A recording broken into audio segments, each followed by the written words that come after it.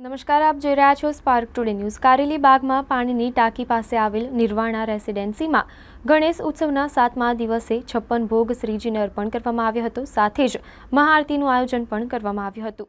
ગણપતિ બાપ્પા મોરયા! ગણપતિ બાપ્પા મોરયા! ગણપતિ બાપ્પા મોરયા!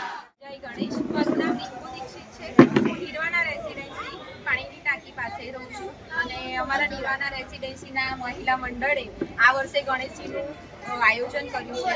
મંડળે કર્યું છે, ખૂબ જ ઉત્સાહપૂર્વક બધાએ ભાગ લીધો છે। અમે 7 દિવસ ઘણી સારી રીતે ગણેશજીની આસ્થા સ્વાગતાથી લઈ અને અત્યાર સુધી દરેક રીતે એમની લાલન પાલન કર્યું છે। અને આજે અમારા મહિલા મંડળે 7મા દિવસે 56 ભોગનું આયોજન કર્યું છે, જેમાં આ અમારી બધી જ બહેનો અને મંડળના સભ્ય છે કે જેમને સફળતાપૂર્વક સરસ રીતે બધો કાર્યક્રમ પાર પાડ્યો છે। અને ભગવાન ગણેશ દરેકની મનોકામના પૂરી કરે, સાથે સ્વાસ્થ્ય અને સમૃદ્ધિ આપે એટલી એમની પ્રાર્થના તથા સ્પાર્ક ન્યૂઝની થેન્ક યુ।